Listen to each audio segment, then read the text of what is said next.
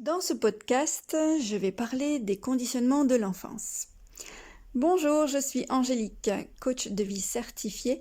J'ai créé cette chaîne épanouie pour t'aider à récolter toutes les informations qui pourraient t'éveiller et te faire prendre conscience de tes conditionnements et croyances limitantes. Apprendre à se connaître permet plus de lucidité et de maturité pour devenir la meilleure version de soi-même. Si tu veux me suivre, je te suggère de t'abonner pour être notifié de nouvelles vidéos ou podcasts. Alors, dans ce podcast, on va aborder nos conditionnements et je vais partir de ma propre expérience pour introduire ce principe. Pendant longtemps, lorsque l'on me critiquait, je pensais que je l'avais sûrement mérité, que tous ces gens avaient sûrement raison à propos de moi. Je culpabilisais au point de remettre en cause tout mon système de valeurs et de croyances. J'étais la bonne candidate à cela car j'avais été conditionnée à ça. Quoi que je faisais ou disais, j'étais toujours coupable de quelque chose et je le croyais vraiment. Et cela même si je pouvais prouver leur tort par un écrit qui en faisait preuve. Et d'où proviennent nos conditionnements ? Ils proviennent de l'enfance. As-tu déjà entendu par exemple ces phrases dans ton entourage lors de ton enfance ? On ne répond pas aux grands, on se tait quand les grands parlent. Les grands ont toujours raison. J'ai raison, c'est comme ça.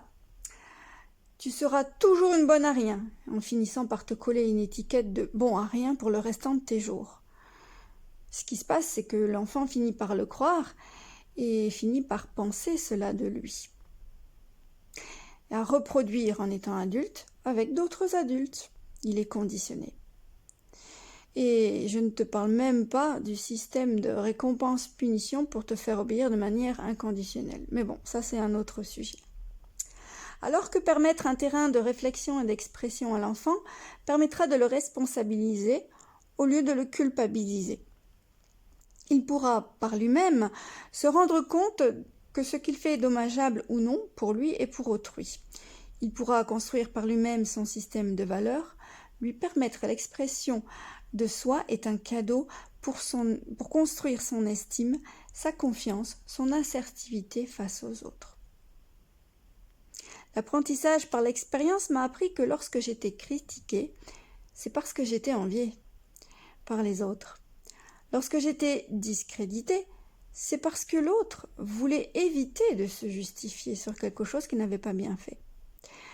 Lorsqu'on voulait me détruire ou me faire disparaître, c'est justement parce qu'on voulait prendre ma place. Je me remets toujours en question, certes, et je suis ouverte à la critique lorsqu'elle est constructive et me permet d'apprendre et de progresser. Mais j'ai appris à faire la part des choses. Une critique manipulatoire fera toujours mal et c'est une critique qui ira dans le sens de l'autre. Avec le temps, j'ai fait confiance à mes ressentis. Donc fais-toi confiance et confiance en toi. À partir de ce moment-là, tu peux vérifier factuellement et poser les bonnes questions. Ou bien laisser tomber quand ça n'en vaut pas la peine. Et la plupart du temps, ça n'en vaut vraiment pas la peine. Donc dans ce podcast, j'ai abordé les conditionnements qui amènent l'obéissance inconditionnelle, la peur de l'autorité, la culpabilisation, la soumission aux autres. Celle qui fait que tu deviens dépendante affective ou dépendant affectif pour répondre aux besoins des autres et te sentir aimé et ne pas te sentir rejeté ou abandonné par ce qui a été jadis tes parents.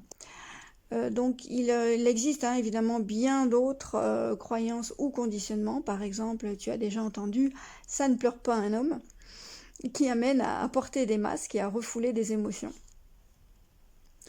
C'est vrai que l'éducation d'antan partait d'un bon sentiment et peut-être a-t-elle mis à mal ta confiance en soi, ton estime de soi, mais il n'est pas trop tard pour en prendre conscience. Tu n'es plus l'enfant de tes parents, tu es un adulte. Et même si les conditionnements se jouent avant 7 ans, on peut décider, en tant qu'adulte, d'aborder la vie avec plus de conscience, plus de maturité. Tu dois bien t'apercevoir quand quelque chose cloche. Tu dois bien t'apercevoir que tu reproduis toujours les mêmes schémas. Si cela te porte préjudice, fermer les yeux et croire que c'est la faute des autres ne servirait qu'à continuer de porter ce masque qui t'empêche de prendre ta responsabilité. Le développement personnel permet de sortir de ces conditionnements et d'améliorer ta vie en tout point et d'être heureux. Allez, à toi de participer. Donc, d'après toi, quel conditionnement régit ta vie? Qu'est-ce qui est récurrent et revient souvent? D'où provient-il? Avant de partir, je t'invite à t'abonner, à partager, à liker. Je te dis à très bientôt et coach mon poutre.